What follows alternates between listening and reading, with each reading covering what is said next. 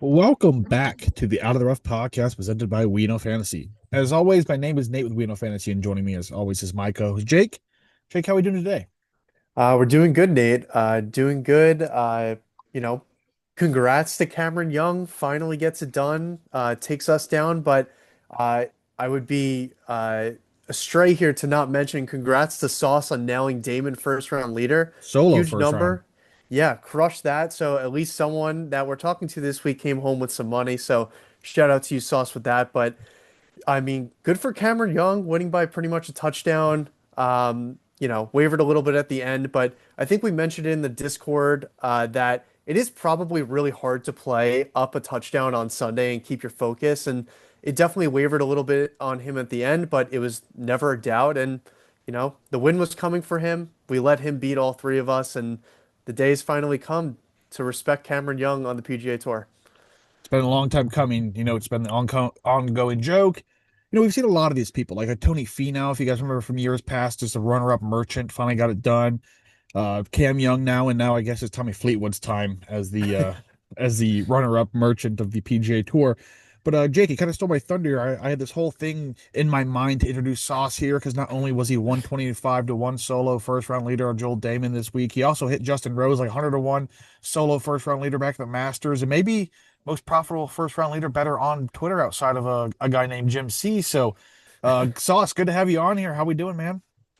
Yeah, happy to be here. I also hit another, I think it was 110 on Sam Oh, Ryder earlier in the year too. So it's geez. Love it's been that. pretty nuts. Something that I don't even do every week, but yeah, I mean, why not if it's firing on all I mean, if cylinders? you're hitting three, triple digits, I mean, I think at that point you're considered a first round leader guy.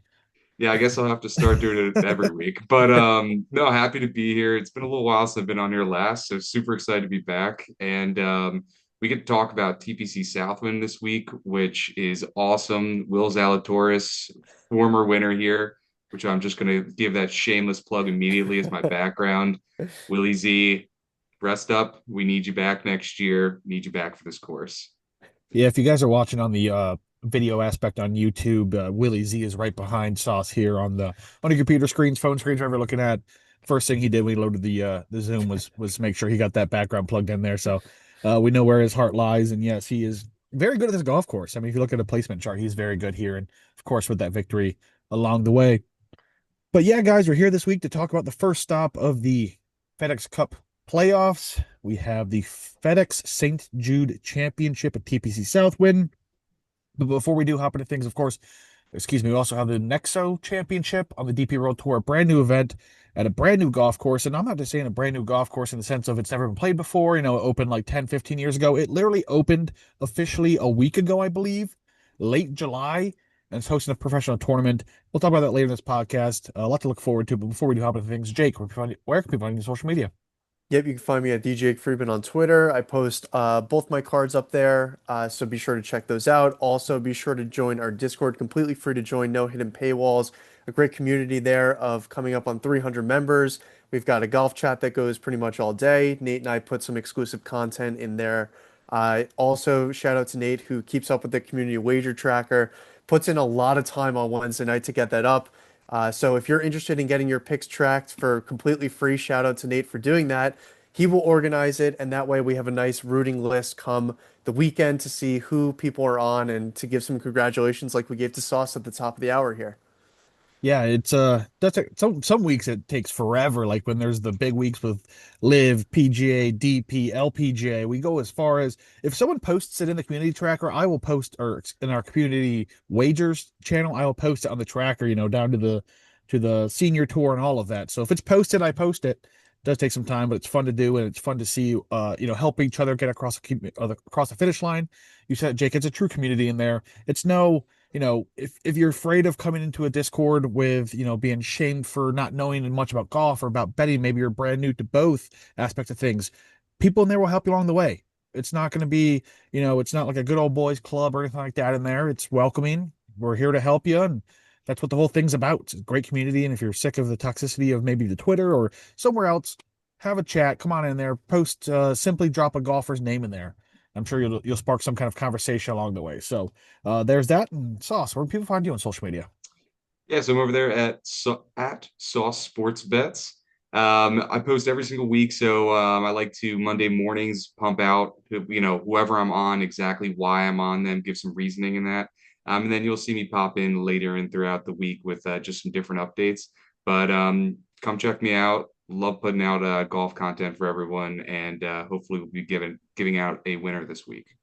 Yeah, I love your tweets because it's not just here's my betting card and then, there's no article or anything to back it. You have a breakdown of, your bet, where you placed it even, what book, why you're on them. It's very cool, very informative for your followers and all of that. So if you guys are looking for that, be sure to check it out. And as we've always claimed here in the podcast, Sauce has the best tracking card in the game, or betting card, betting sheet, whatever you want to call it. He's been the forefather of such cards. I know Jake and I have tried to emulate them across the Yep. years. I haven't quite gotten it down yet, maybe someday, but yeah, mine's just all over the place. But anyways, your is a very, very cool visual and very great. I mean, I don't know how you can compact it. And anyways, it's great. Check it out, guys. You can find myself, Nate, on Twitter at WKF Nate. Be sure to follow We Know Fantasy on all forms of social media at We Know Fantasy. Be sure to visit We Know Fantasy Conference for more fantasy sports content, fantasy baseball, basketball, football, NASCAR, golf, everything in between. We have you covered. On there, my weekly Out of the Rough golf betting article series, PGA Tour, DP World Tour, LPGA Majors, looking for the DFS content for the PGA Tour that is on there on those articles. No, none this week. I'm not doing it for the playoffs simply because it's a 70, 50, and 30 man field disparity and all of that. Not really worth my time in doing the DFS. So we'll be back to that for the full series. Really, where I really go in depth each and every week of those three tours. On there, you can also find the Out of the Rough one and done, which is about to finish up here at the end of the season. I'm going to do a separate one for the fall series with free prizes on the line. And then we'll jump back into it come January of the century. Strokes game putting per grass type on there as well. It's a great tool to have. I tracked that basically for myself, and I was like, why not just post on the website free of charge if you're looking for, anyone to see if they're good on bent grass, Bermuda, Poa, Tiffdorf, Fescue, anything. I have it tracked on there. Data goes back 3 years right now, so be sure to check that out. And yeah, we also have some contributors, all tour golf bets. Andrew doing the Corn Ferry Tour and Hotel Planet Tour stuff. Very informative. Again, I do not know where he finds the information that he does on those tours because it is insane how in depth he has on courses that he openly is like, I don't even know what this course is, and then somehow has full breakdowns of those courses. And then we have Titanic in the interim for the LPGA Tour. I think he tipped a first round leader on his article last week, Rio Takita at the AIG Women's Open as well. So some great stuff along the way there. So be sure to check all those guys out. So with that being said, let's move forward here, guys. TPC South win, FedEx St. Jude Championship. Again, we're here for the playoffs. Top 70 golfers of the season-long standings have made it to this point. From here, the top 50 will advance to next week's BMW Championship. Then ultimately, the top 30 of those standings will play the Tour Championship at the end of the season, 3 weeks' time. Still plenty of time for those in the 51 to 70 range to make a move. Regular PGA Tour events will give you 500 points in the standings. A win this week will give you 2,000. So you'll catapult into the top. We saw it 2 years ago with Lucas Glover, who won the Wyndham the week before to play himself in the top 70, won again at this event, and then he was like a top 5 or 6 guy come the playoff when it was the tier system and all of that. So a lot to play for and a lot can change along the way. Field this week, we know what we're getting, but what we do need to pay attention to is the top 50, of course. So as it sits, Siwoo Kim, Jake Knapp, Jordan Spieth, Wyndham Clark, and Min Woo Lee are the first 5 golfers in that top 50. JT Poston, Kurt Kitayama, Bud Cauley, Joe Highsmith, and Aaron Rai are the first 5 out. We have Victor Hovland, Lucas Glover, Sam Stevens, Sungjae Im, Daniel Berger are the first 5 within the top 30. And then Ryan Gerard, Ryan Fox, Jacob Bridgman, Brian Campbell, and Thomas Dietrich are the first 5 out. Hideki Matsuyama is the defending champion, having topped Victor Hovland and Xander Schauffele by 2 strokes a season ago. Of course, Lucas Glover won here in 2023. Guys, that top 30 list is really confusing to me. Like, how is Sam Stevens a top 30 golfer on the PGA Tour this season? Daniel Berger. I mean, I know these guys have had some good seasons, but just longevity play, I guess, making cuts, top 10s, top 20s, all those. Like Ryan Gerard, almost a top 30 guy. It's absolutely insane. Yeah, just consistent playing and good finishes, especially Berger to start the year was Oh yeah. nuclear. Sam Stevens, I feel like week in and week out is always sneaky, but is up there every time. And then Gerard won a couple weeks ago. That's probably what threw Yes, him all the yep. way up I there. forgot. I mean, the Barracuda doesn't really exist in my mind, so that's probably part of it. But yeah, so the course this week, the best way to describe TPC Southwind, simply take a look at its name. It's a quintessential TPC golf course, embodies all the characteristics of a Southern Bermuda course, which also is susceptible to high winds. Simple enough.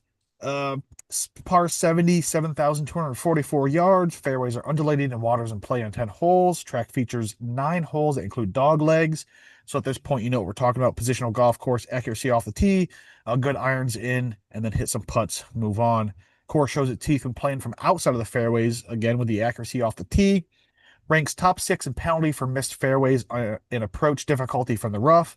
Also features top 10 most narrow fairways on the PGA Tour of regular events featured each year. This will add an emphasis on driving accuracy, of course. Additionally, the greens rolling firm and fast. I think they play about 12 in the stimp meter. It's there'll be an emphasis on scrambling. Holding these greens will be a bit tough if you're not hitting the exact position. Again, it is a positional golf course. There are exact landing spots on these greens. If not, you'll be running off. The greens are also smaller than average. Bermuda, as I mentioned. Beyond that, man, not much to talk about. Pretty straightforward kind of cookie cutter TPC event. Jake, anything to add here before we move forward? No, I think you covered it. I think these greens are going to be blazing fast. I believe they did some like work on them too, so they're going to be like really like when they do work on greens, it takes years for them to like settle Of in. course. So it's gonna, I think they're gonna be really, really fast, and around the green's gonna be at least relatively important. You have to Mhm. be able to get up and down if you can't hold these greens. Annually, I forgot to mention these are some of the easiest greens to put on the PGA Tour as well. Again, with those work on the greens, as you mentioned, it may take some of that away and make it a little more difficult. But annually, you don't need to be an elite putter to come in here and win. I mean, when Lucas Glover won, it was a bit different. He was in this weird stretch of being like a really good putter, right? But beyond that, Hideki Matsuyama isn't traditionally a great putter, and the 2022 champion is eluding me right now. But who was that, It's guys? the background. I believe Mr. Zalatoris Yes, holds that yes, and we know title. we know what his putting prowess are like, right? He is Notoriously. notoriously one of the worst. Okay, moving on. Yeah, so anything to add about this golf course, man? Yeah, I think like one thing that's going to be super interesting, and you hear this even in the player quotes, is just how important being in the fairway has been historically here. Obviously, Bermuda rough, you have water Mhm. on, I believe it's 11 holes, whatever it 10 is. or 11, yep. So you have plenty of danger off the tee, but what is super interesting is even when you look at the results and when you look back at the leaderboards, is that you're not really seeing a ton of correlation with off the tee strokes gained and actually performing here, which is very interesting to hear how players talk about it versus how the performance actually correlates. And just something to watch, and you'll hear it a few times when I mention some of the bets I've made. All right, great analysis there. Let's move forward to what he just alluded to, the betting card here. I think we all have 4 or 5 guys along the way. It's getting to the point of the season where we have limited fields. So, like, typically I like to play a 5 to 6 man card field. Same with Jake most times. I'm sure Sauce, you sometimes get into the 8 or 9 type guys, depending on how many long shots you have. But when you have 70 guys, the odds start getting slimmer, and it gives us not the same ability to do so. So, top 4 here.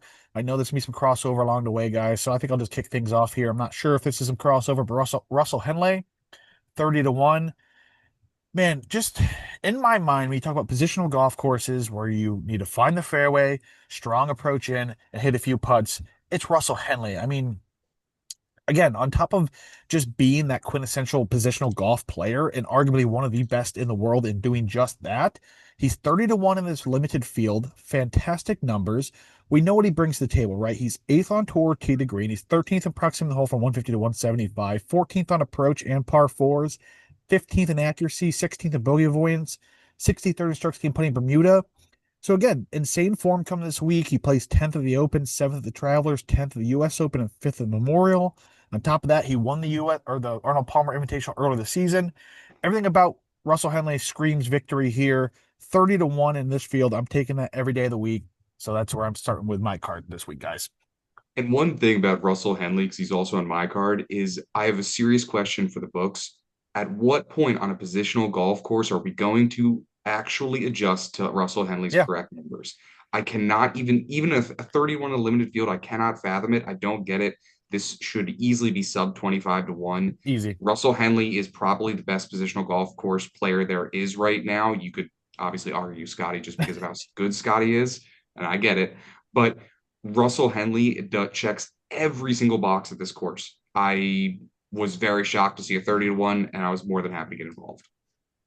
Yeah, I think the 30 to 1 is a great number, and he comes in on some great form, right? We haven't seen him like too frequently. The last time we saw him was the Open, but a top 10 there, a top 10 at the US Open, and then a T2 and a T5 at the Travelers and Memorial in between those. So in some awesome form as well. I know we haven't seen him recently, but I respect the 30. I went elsewhere with my card. Definitely was, I put a lot of time and looked at him for a really long time, but I went with some guys in the 40 range instead of him, which I might be kicking myself come Sunday. Yeah, I mean, looking right now at guys that are above Russell Henley, I mean, oh God, Aaron Rai got hammered down. Tommy Yeah. Fleetwood at 25. You got Matt Fitzpatrick at 24. And, Matt Fitzpatrick's one of the hottest golfers in the world right now. Justin Thomas at 22, Xander 16, Scotty 2 or 2. I don't even know how to say that number and justified 2.8, I guess, essentially. But again, a lot of guys, there's no incentive of having to play this event now. So you have Rory McIlroy withdrawing, a bunch of these other guys taking the time off because they're securing themselves in the top 30. So there's no need to play here. But yeah, I mean, again, as Sasha said, this is the premier positional guy on the tour, 30 to 1. Again, I loaded it. I didn't even think about it. Didn't even look at my model. Just placed the number at 30 to 1. So with that being said, Jake, where are we kicking things off with your allusion to a top 40 or 40 to 1 guy? Yeah, so actually it's a little bit lower, but it's Victor Hovland at 35. And the Okay. reason why I went to Hovland at 35 versus Henley at 30 is here at TPC Southwind, it actually plays longer where like distance could be helpful. So I went more of the route of you need to be long and accurate at the same time. And I think Hovland fits that bill perfectly. He's very good off the tee in both those aspects over uh, tour average in both of those. The irons have been scorching for him. Obviously, the Open was not his best performance. Doing my favorite thing, throwing that one out the door. I think he gains with the irons in 12 straight appearances from there, including a win Yeah. at the Valspar in March. So the irons are scorching hot. He's had some good finishes here leading up, a T20 in 2022, a T13 in 2023, and then a runner-up last year where it looked like he was going to win. And then Hideki decided to birdie 17 and 18 after punting like a five-stroke lead. But I couldn't get that out of my head when I was looking at the card. I threw the Open Championship out. He's been in some solid form here, and I thought 35 to 1 was a more than respectable number on Victor Hovland. Yeah, so I have Victor Hovland on my card as well. I went, Henley 30, Hovland 32 and a half is where I have him, plus 32.50. And then I went with two longer shots along the way to make this happen. But again, everything you said, and when it comes to the playoff, Victor Hovland like can flip a switch, right? We saw it in 2023 when he chased down Scotty Scheffler in the back nine of the Tour Championship to claim that title. And then last year, I mean, he was all sorts of out of form last year and comes in for a runner up here and makes some runs. And I know this year he's having a much better year. He has that victory early the season, fantastic performance at the Open or the US Open and some other performances along the way. But man, when it comes to iron play, I don't even know if Scotty Scheffler through the stretch of the last 10 tournaments or whatever you alluded to there are better than Victor Hovland on approach. He is that good on approach. I mean, I remember like for the first 2 months of the season, he was like 40th or 50th on approach, and he's second. So let's talk about Yeah. how amazing he's been since that turnaround. And again, when you're that good on approach, I mean, Scotty Scheffler's the same way. You're gonna when you make mistakes or when you do miss, they're calculated misses because your irons are that good. You're not gonna need a super strong putter because you're placing it next to the hole, and you're gonna be gaining 8 to 10 strokes throughout the round on golf on the field. So I think it's going to point to you're going to be in contention. That's what I'm getting at here. I know the around the green play can be very messy for Victor Hovland. Yeah. All of that comes into play here. But man, when your irons are that good, and again, in this field, when you're 35 or 32 and a half to 1, I got to take that number as well. Yep. All right. So I'm too deep of my card. Jake, where's your next play then? I think it's gonna be all over the place here. I know we have a ton of crossover, and I'm probably be done by the time Sauce speaks again. But Jake, who's your next play? Yeah, I think I might be solo on this guy. I'm on Hideki Matsuyama at 40 Okay. to 1. Oh, you're on him, Sauce? Absolutely. 45, but it doesn't matter. Love it. Yeah, It's a I great mean, number.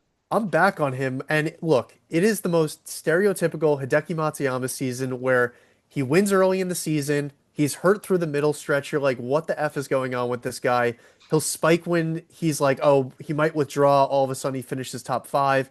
But I think we're in a stretch where obviously he won this tournament last year, but I think he's fully back. Rocket Classic T13, the Open Championship at T16, and then last week at the Wyndham at T19.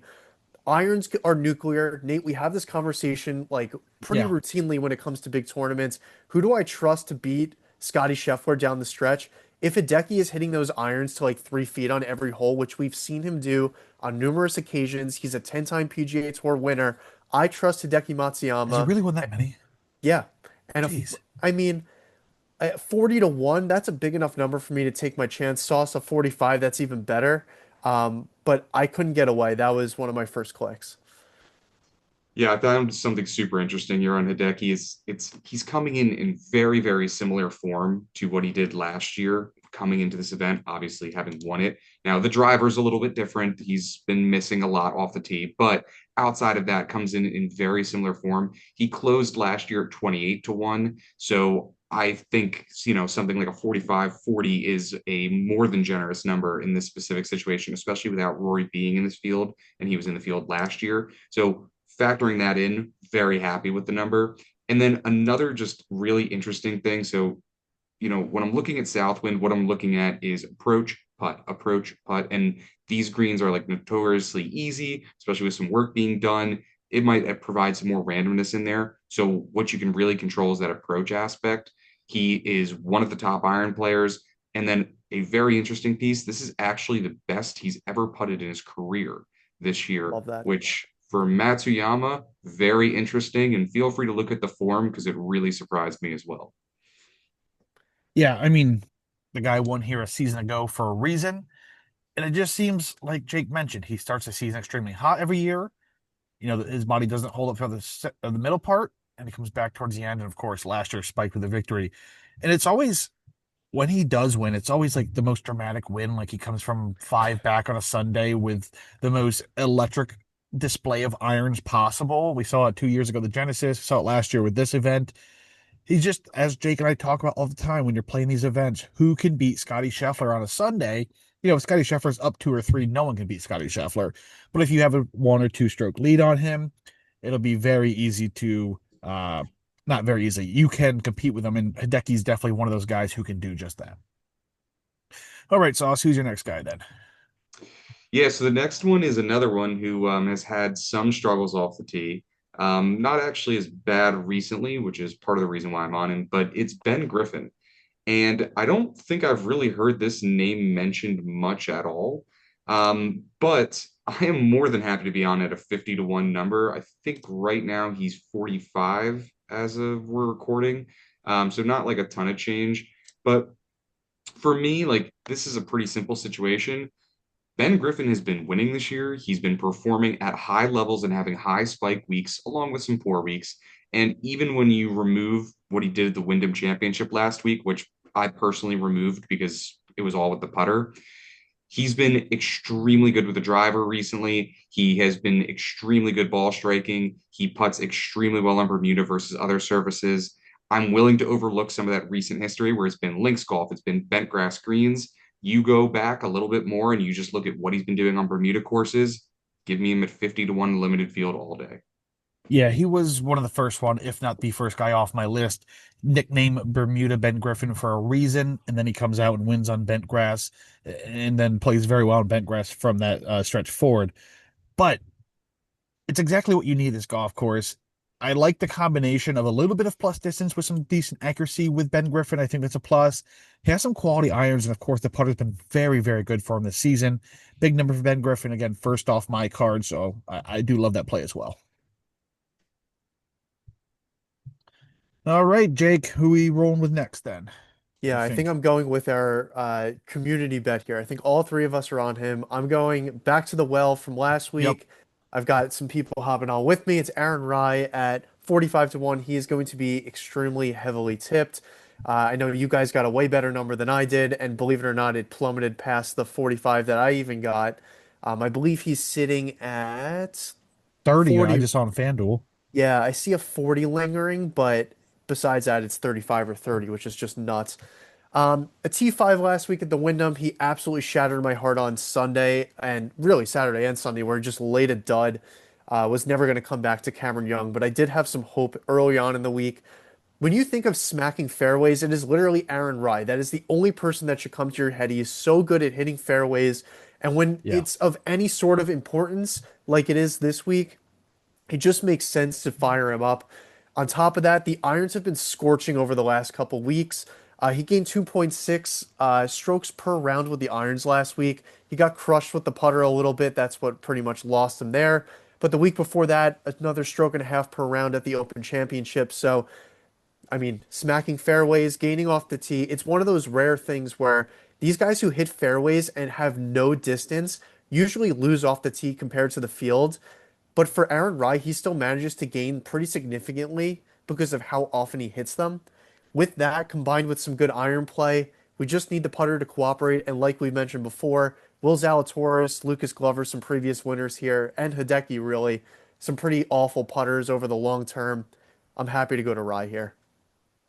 Yeah, I mean, 60 to 1's where I got him this morning, and it has now been cut in half, 30 to 1 on some books. Absolutely insane movement on Aaron Rai, but rightfully so. Everything he does here, second on tour in driving accuracy, 11th approximate hole from 150 175, 12th green regulations, 14th par fours, 18th tee to green, 21st off the tee, 31st approach, 33rd ball striking. The list goes on and on.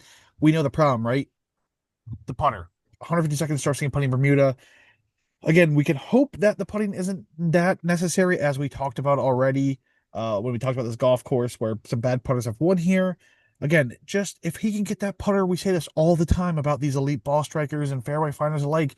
If he can get that putter even, he's going to be in contention come Sunday. There's no doubt about it. But it's not too easy for Aaron Rai to get to even along the way. I think he gained, what did he say? He did not gain in his last appearance. He lost strokes putting last week, but did gain 0.446 per round on the at the Genesis and 0.513 per round the Travelers. So gained two of his last three, as Jake loves to do throughout last week. And we'll move on from there. And hopefully, if he gains that much, half a stroke per round this week, he could possibly take this down by a few strokes. And one more piece about like hitting that opening number at 60 to 1, just contextually, is this one stood out to me all morning. And actually, this price started to drift from opening too, which I personally was trying to get greedy and see if we could get a 70. But he closed at 90 to 1 on Pinnacle for the Open Championship. The Open Championship, which featured Rory McIlroy, a whole host of live players, and there's probably some DP World Tour like Raitan, who's better than some of these low end PGA Tour guys. And he closed at 90 to 1. You're giving me 60 to 1 in a limited field with a better course fit. I just think that was a mistake. For sure, for sure. All right, yeah, it's gonna feel like if he's gone from 60 to 30, everyone and their brothers on Aaron Rai this week. So if you're a believer of the Wheel of Death, he's not gonna win this week, but it's gonna be a big amount of people on there if he does take this event down come Sunday. Finishing off my card, we have Robert McIntyre at 50 to 1. Again, I've been on McIntyre a ton as of late. Placed 44th last week at Wyndham. Prior to that, 7th at the Open, 65th at Genesis, 17th Traveler, 2nd at the US Open. Played this event just once prior, placing 7th a season ago. 29th in Tour, tee to green, 30th on approach, 33rd in regulation, 41st proximate hole from 175, 42nd on par fours. I would have preferred if this was a bent grass event because Robert McIntyre is a very, very, very good bent grass putter. Here we are in Bermuda. I still think this is an event and a course that Robert McIntyre can take down, and I believe he's becoming kind of a course proof. I think he can win at any type of golf course, maybe positional short, too long, and grinding it out.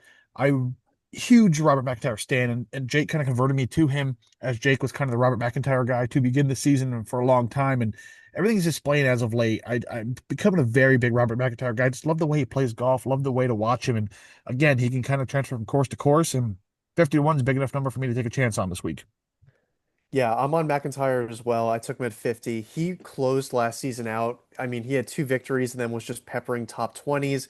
Came into this year, very similar form, just peppering top 20s. It looks like he's only missed like two or three cuts the entire season. So just playing some good golf, a very elite short game, right? So if it comes down to needing to chip or make some putts, I trust him in both of those aspects, which is a bit unique.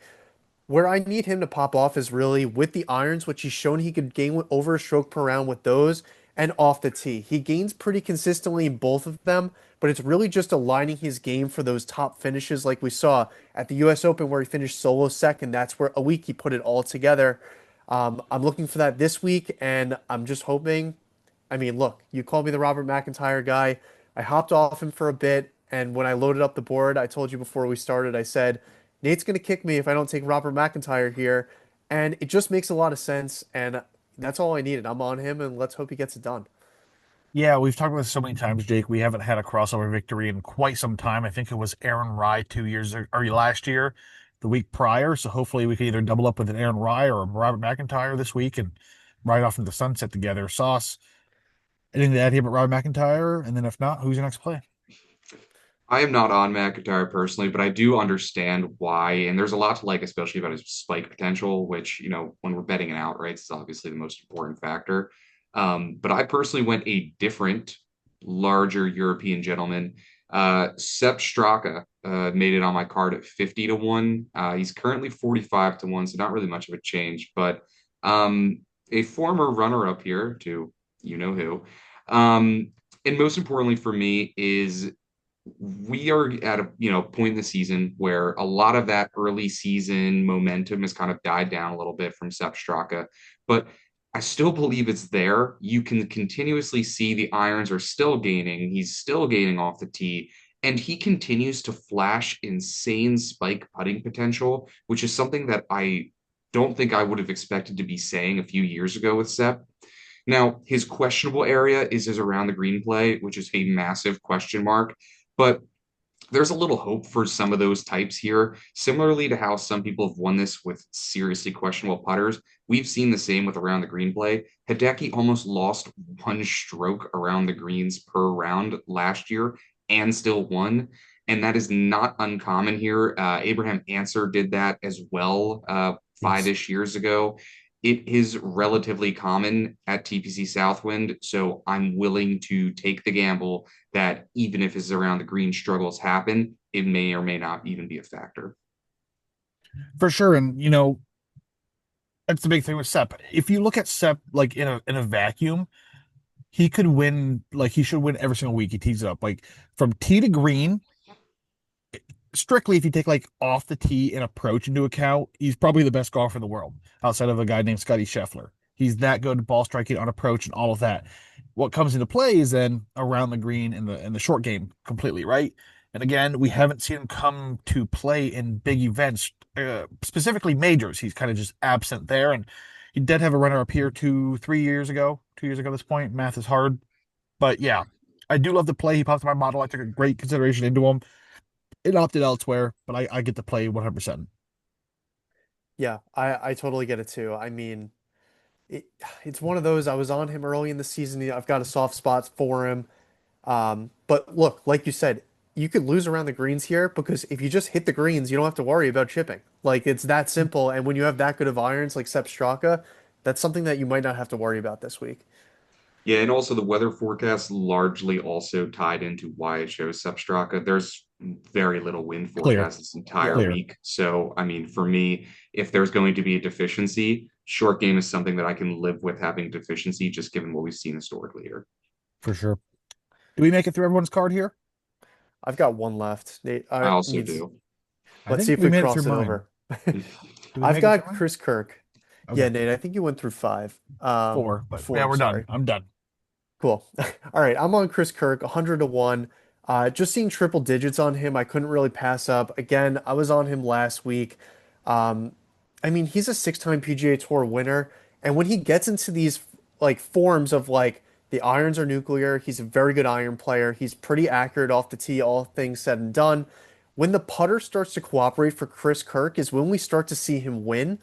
Last year, he won the Century where he gained a stroke putting, and then he continued that putting form for a little bit and then fizzled out. Similar to the year before that, the Honda Classic, gained with the putter, was gaining before that and then fizzled out. This year, he's gained with the putter in four of his last five, around the green in three of his last five as well. Obviously, like I said, pounds the fairways, has the great irons to compete here, 100 to 1. He finished sixth here in 2018 and 16th in 2023, so he has some course history and form here. I'm just taking my shot at triple digits in a limited man field. Yeah, big number for a guy who can come with an elite approach play on any given week. We've seen it time and time again. Century last year, and then the Honda the week before or the season before. And, think of those not Century exclusively, but the Honda, is a very tough challenge positional golf course as well. He took that one down over Eric Cole in a playoff in 2023. So he has some not course history, but correlation history to events like this where finding the fairways. I know the Honda's much shorter, much more challenging than this golf course. But again, kind of just correlates, can find the fairways and has some strong approach play and kind of just like turn it on in any given week. It hurt me to leave off Kirk. I was very, very close, and I was on him last week, so I was like, I personally wanted a 150, which did not get, but I fully understand at 100. I think it's a great bet. Oh yeah, especially in a 70-man field. It's a lot. But all right, so let's finish things off. Who's your last play here? So I'm like completely a broken record on this one, but it's Lucas Glover, and I'm just not going to stop until he proves that I should stop, and we're not there. So this is my 12th time on Lucas Glover this year, Wow. and again, I'm not going to stop on positional courses. I just won't. In those 11 times previously, he's finished in the top 10, five of them, top five, I believe it's three or four of them. So naturally, all that's left is a win. Um, but it's super simple. Like anytime you put Lucas Glover on a positional golf course with Bermuda greens with a large emphasis on approach play, you're probably going to want to click submit on him. This is at 90 to 1. So again, limited field, super happy with the number. Last week he did miss the cut, and it was because of the irons, which is pretty unusual for him. He's also 45 years old, so I think I'm going to give him a break. Hopefully, he got some nice rest and relaxation, get back in, defend your former title, even though it wasn't last year, and hopefully pay off for the 12th time. Yeah, with Lucas Glover, it's always the putter, and we saw it. He has stretches, especially when he moved to that, what is it, the broomstick or the anchor putter, whatever you want to call it. Once he moved to that, it became very, very good for about a month and a half stretch there at the end of 2023. That same success hasn't returned, and I don't think it's going to. But we don't need that type of success for Lucas Glover again to win. Because I always allude back to the guy's been on the PGA Tour for 20 years, and for 19 of them, he's been the worst putter on the entire tour. So that goes to show how well the rest of his game is and how elevated those irons keep him on tour with being one of the worst putters in the entire world of golf. So yeah, again, if we get that nice spike putter week, Lucas Glover's going to be in contention. We saw it throughout this season, time and time again, just always on that, when you're watching golf, the right hand of the leaderboard, Lucas Glover seems to pop up quite often. So yeah, I do like to play. Believe it or not, this is actually the best putting season he's had in tour since 2021. So, I mean, Overall, yeah, yes. So, like I said, believe it or not, but he's actually done decent work with the putter this yes, year. And you put him back on Bermuda. I'm super happy to be involved. there we go. Yeah, and he's a great around the green player, especially this year. So that's also another plus to Glover. I love the call, and now I'm feeling a little bit of FOMO on him, honestly. There's more than enough room. You can hop aboard. All right, there we go, guys. I guess anything to add here about this event before we move forward? Nope, I think we covered it. All right, let's move on to the DP World Tour. We had a few week absence. I know even then, when we did have DP World Tour golf, it was kind of the co-sanction with the Yiskos, the Barracudas, the Open, the Scottish. So we haven't had a real pure DP World Tour event in 5 or 6 weeks at this point. So we're back. We're back here for the Nexo Championship. So guys, we know little about this golf course and this event. So bear with us as we have a bunch of speculation, watching some drone coverage and some playthroughs and reading some hole by hole guides on what possibly could be out there. But yes, for the first time since the completion of the Open, the DP World Tour is back. A Nexo Championship takes center stage, becoming the first digital wealth platform sponsor on the DP World Tour. Fun fact there. Additionally, I said this before, when I talk about a new course, typically it's, one built in 2012 that's hosted for the first time. This golf course literally opened a week ago. Grand opening was a week ago. But July 29th, today's August 4th, so not even a week ago. I mean, by the time you're listening to this, exactly a week. But yes, insane stuff. Penultimate event of the DP World Tour's closing swing, next week's Danish Golf Championship closing that swing. Then we're on to the back nine before the playoffs for the DP World Tour. Kind of a weaker field this week. There are some big names in attendance, most notably Marco Penge, who has become like a darling of the DP World Tour scene, the Open, the Scottish, with I think he was a first round leader at the Scottish.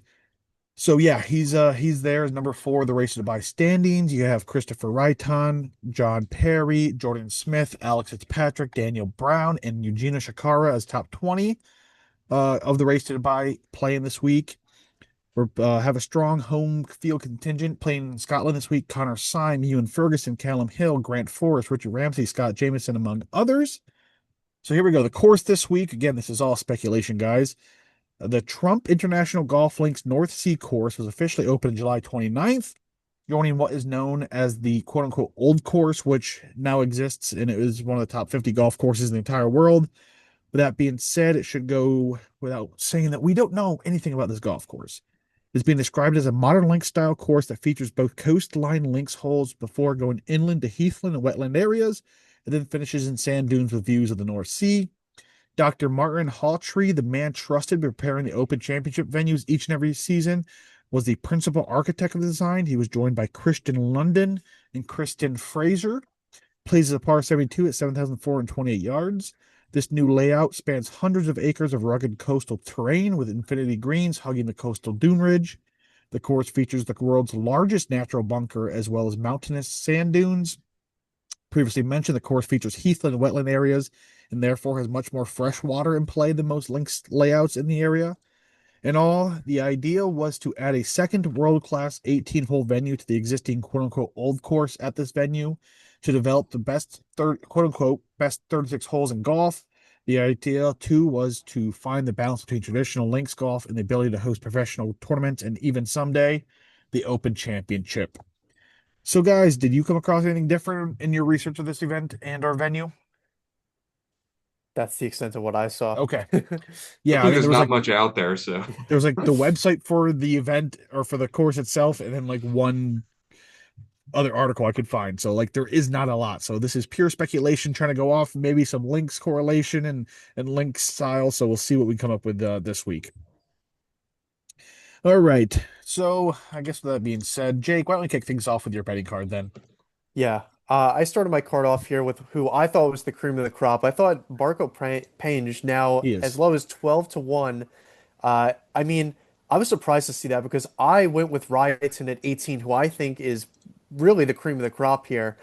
I mean, just playing some of the best golf that we've seen on the DP World Tour this season. He obviously won the Soudal and then just kept his run of form going.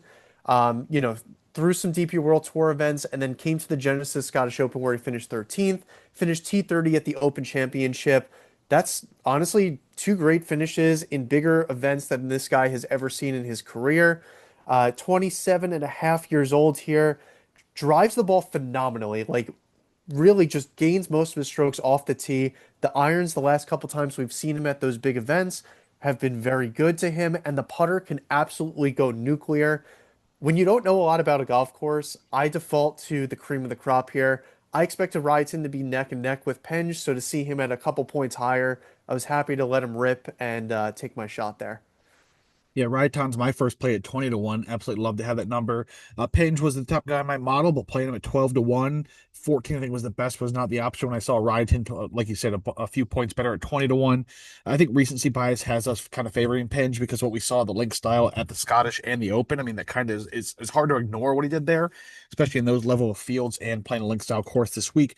But yeah, Raiton's one of those guys that I believe some days when we win on the PGA Tour, and there's a difference. There's levels to this. There's the DP World Tour guys who get their card through longevity, top 10s, top 15s. Then you have those guys who get on and those guys won't win the PGA Tour, excuse me. Then you have the guys, the Rytons of the world. I'm trying to think of a few more off the top of my head, like I think Jacob Scovolossi can kind of fit in this mold. The Rasmus Niergaard Petersons of the world, like those guys who have legitimate win equity on the PGA Tour. Wrightson's definitely one of those. So I'm right there with you. I think Penge is a very, very good talent. I don't think he's a PGA Tour level winner talent, but I think Ryoton could definitely be one of those guys. But that being said, he is my play here at 20 to 1 to start the card as well. Everything you said, Jake, he is a fantastic driver of the ball, fourth on tour in total driving. He's 18th in three putt avoidance, 32nd tee to green, third out the sand, 52nd putting, just a complete guy. Great form along the way, and just a great number at 20 to 1. All right, Sauce, with Jake and I have some crossover there. Who's your card leader? Yeah, so the one piece for me right now, as of recording, is that I have not bet anybody. I Okay. am personally going to be waiting a little bit on weather. However, I do have a short list of names that if I were to bet today, I would. But the call out that I do have is that this weather is pretty insane. What we're looking at right now in the forecast, Thursday, Friday could see a potential wave advantage Hmm. for the PM AM. So that's what I'm waiting on. Just given how extreme the weather is in the AM section of Thursday and the PM section of Friday, I'm going to wait a little bit. But if it doesn't look like much is materializing, then I'm going to join you guys on Raitan. Pretty simple.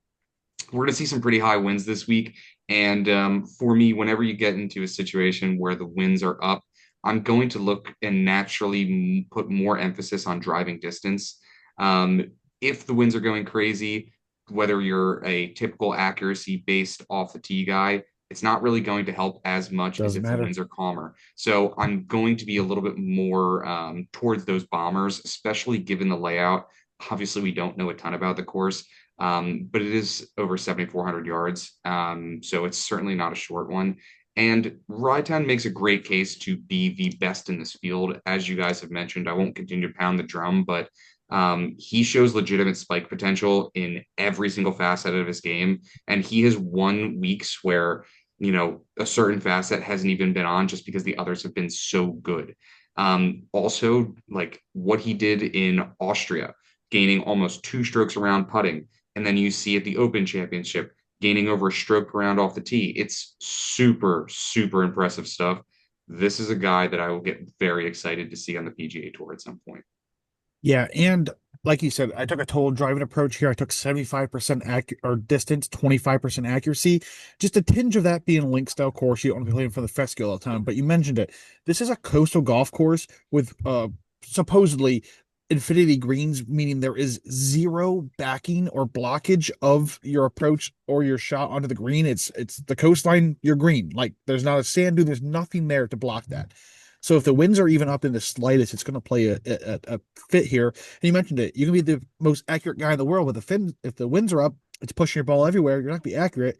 And then you don't have that a distance as well to go along with it. So I do like that take as well. That's why that total driving number I came up with was 75% distance. I just wanted a tinge of accuracy in case the winds do settle down and people are starting finding some fairways. But with that being said, we have that out of the way. Jake, who's your next play? Yeah, my next play here is going to be John Parry. He's been very Yes, popular on the Twitter. the Coming in on Twitter. some good form. Yes, the Twitter. I'm The aging Twitter. myself with that. Very accurate off the tee. So like you guys said, like I mean, he's not the longest off the tee, but I valued some accuracy here as well. He is nuclear with the irons. That is extremely important. He's a good link style player. The putter is abysmal. We need the putter to get hot for Parry, for him to be successful. But I just couldn't get away from hitting fairways and having good irons on a link style course. I know it's going to play a little bit longer, but if the putter cooperates for Parry, who's in some good form with the 16th at the Open in his last start, I couldn't pass it up at 28 to 1. And I know that there were better numbers out there this morning, but I was very late to the board if you couldn't see, but that 28 is still there. Yeah, John Perry is a very good talent on the DP World Tour. Has won this season, has been littering top fives, top tens throughout the rest of the season. Definitely was a guy I considered, but I opted out because I went 20 with Raiton and then went a little bit longer with the rest of my card. But yeah, I do love John Perry, and again, I think he's a talent that's going to be a PGA Tour guy for a long time here shortly. All right, so my next play is taking a little bit of a gamble here. The number isn't ideal for a guy like this on Hell Ayora at 40 to 1. So it's tough. I mean, when it comes to tee to green, he's 15th. He's second in total driving, 16th with that driving distance on tour. 39th on par fours, 44th scrambling, blah, blah, blah. It comes down to the putter. 140th on tour in strokes gained putting, and he's 111th in three putt avoidance. And that's really the big hindrance here to Anya Ohora. Again, a super, super young Spaniard, a ton of talent, recent promotee from the Hotel Planner Tour, recently challenged tour. Really, really hot start to the DP World Tour season. He was littering those top fives. I think he even had a runner up early on. Recently 50th at the ISCO. He's 49th at BMW, 7th in Italy, 14th in KLM, missed the cut in Austria, and 11th at the Sudal Open. mentioned about his stats, but man, at some point he's going to put it together. He's going to have a spike putting week, and with the irons and the tee to green play out of Ayora, I think he can have a bit of success here. Yeah, I like that shout. He is so good off the tee that, the rest of the game is due to follow. And when we saw that spike putting week, he finished seventh at the Italian Open. So he's just got to find that putter a little bit, find those irons a bit. And yeah, it's a bit of a calling your shot here, but I do like that. All right, and then who's your next, I guess, quote unquote, call out here?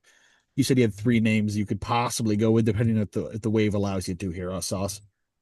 Yeah, so I have the next one is Richard Mansell, and this one is a this one is definitely a question mark in a few different areas. But the one piece that I do love is the driver's in great form, and I think this should be a driver heavy golf course. Yes. Driver should be super important this week, so more than happy to kind of lean into that off the tee play.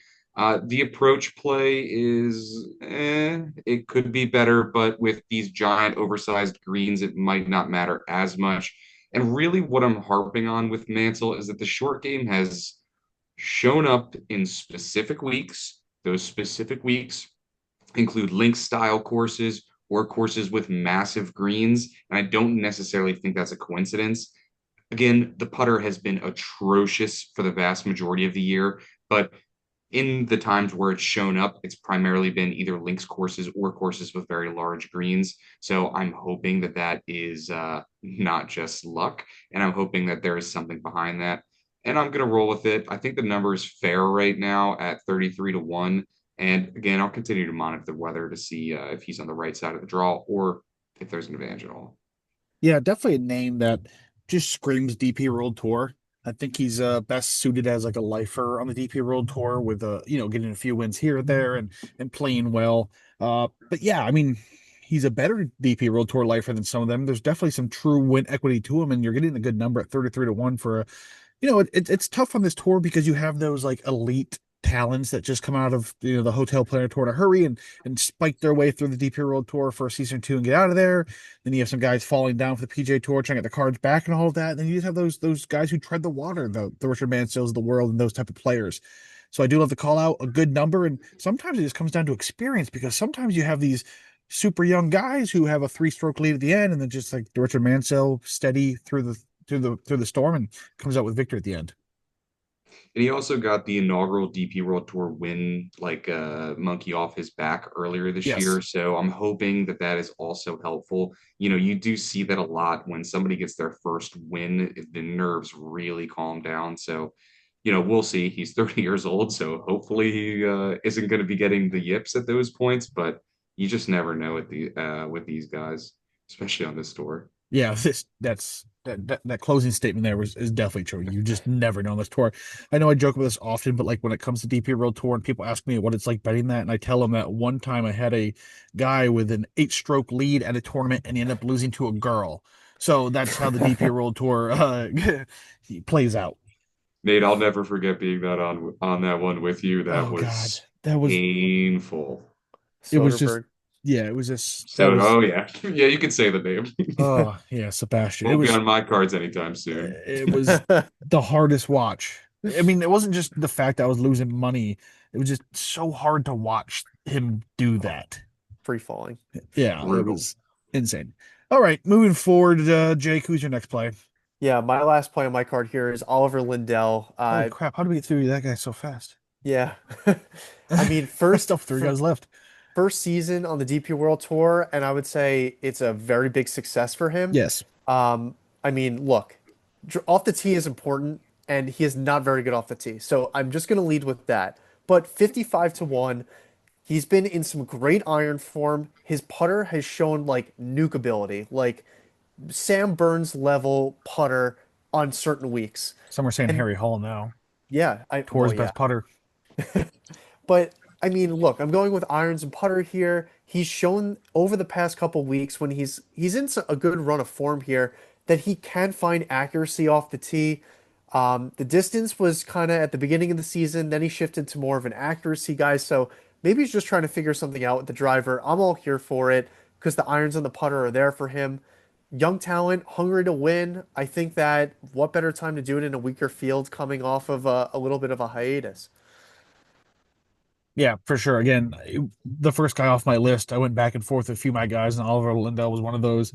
And again, Jake, I talk about it all the time. I love having DP World Tour cards with 5 or 6 different flags next to the name. It just visually makes me happy, and I was able to do that this week. And when you're able to fit a Finland flag in there, you're gonna have a not much crossover there. But yeah, love Lindell this week.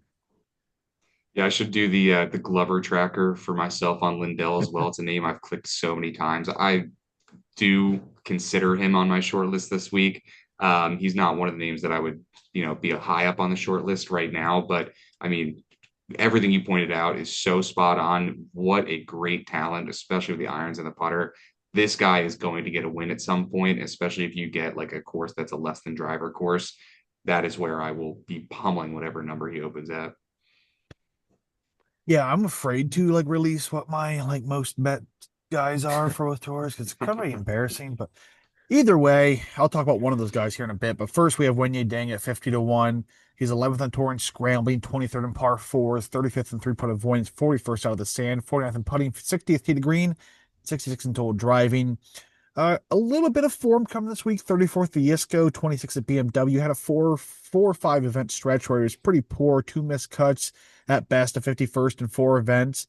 Prior to that, however, 12th in Turkey, 45th at Hainan, 8th in China, 14th in Singapore, and 14th in Joburg.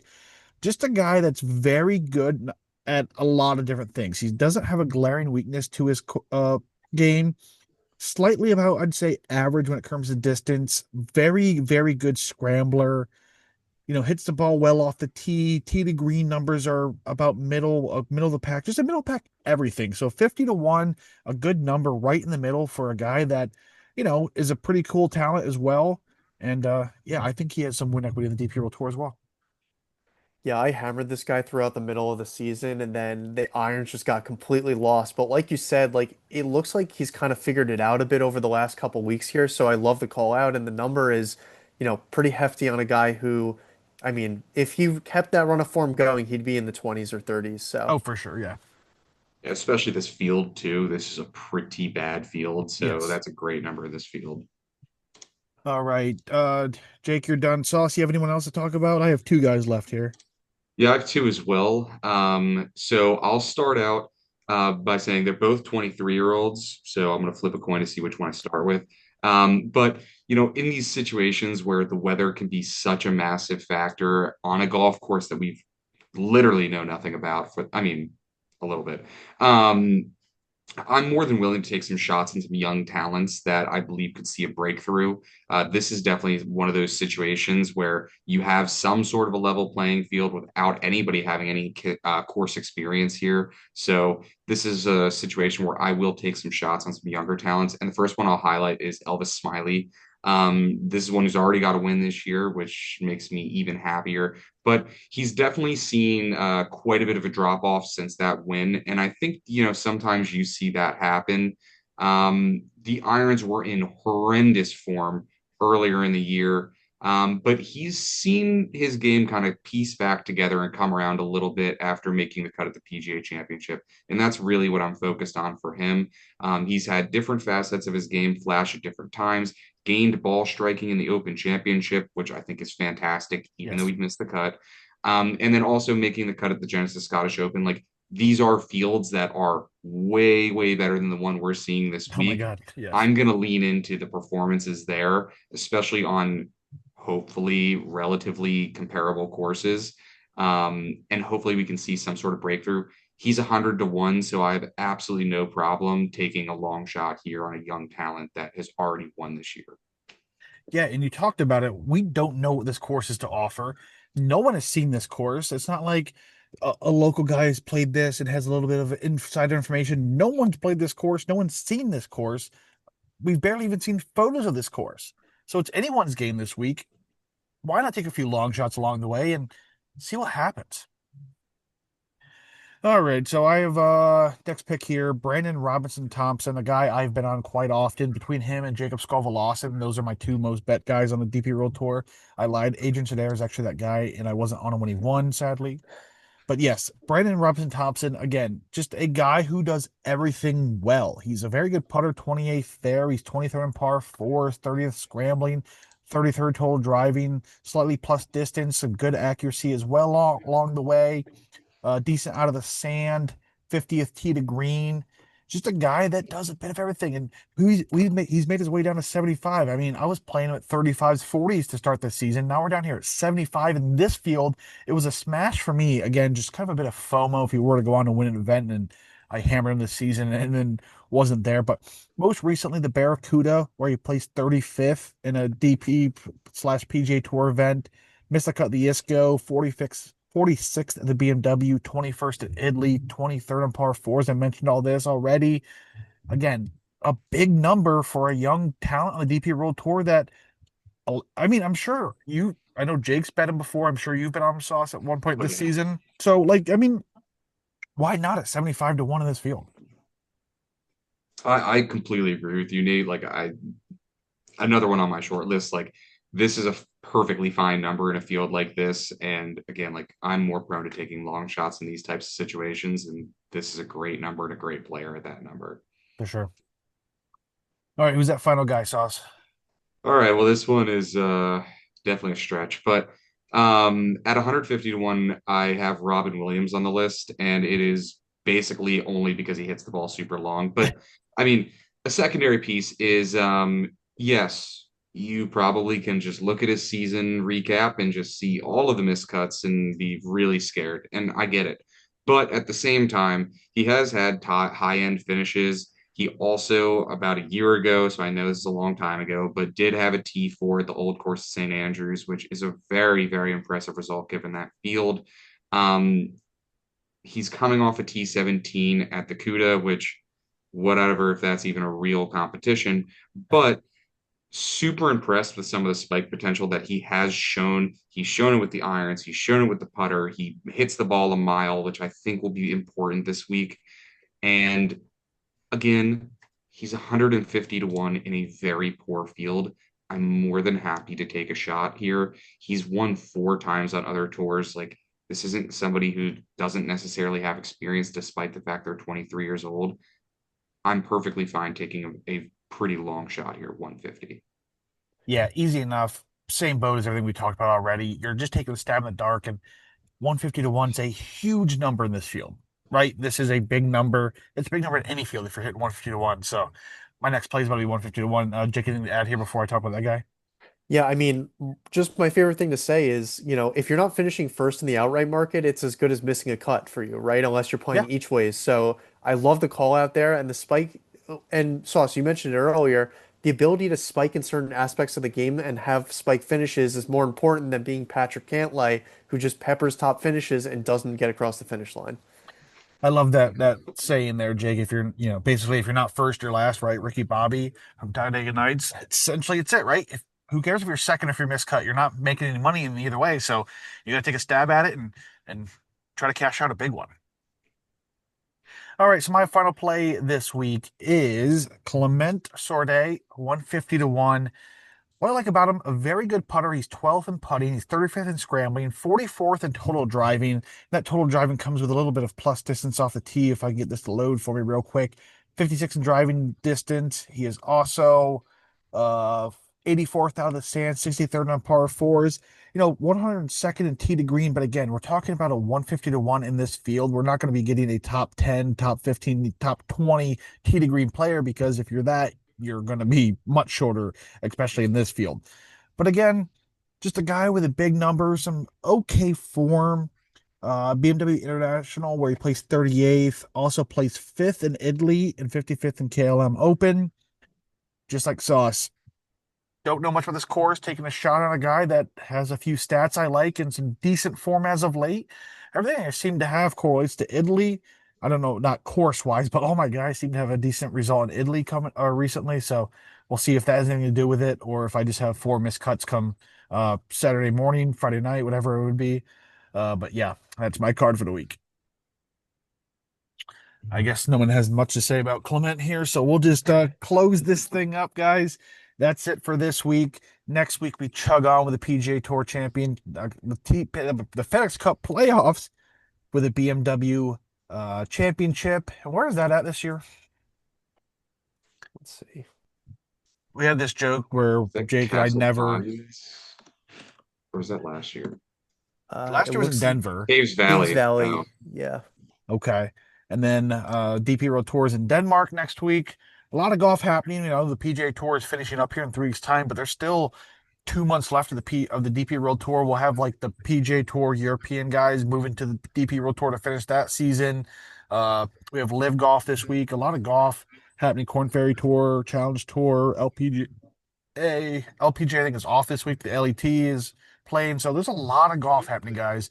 It's not just going to end here when the PGA Tour ends in 2 weeks' time. So we'll be around, of course, Ryder Cup year as well. I know you're probably sick of us talking about that, but we're not going to stop talking about that, right, Jake? But yeah, really exciting things to come. But yes, before we do get off here, Jake, where are people finding you on social media? Yep, you can find me at DJ Freeman on Twitter. Both my outright cards are posted there already.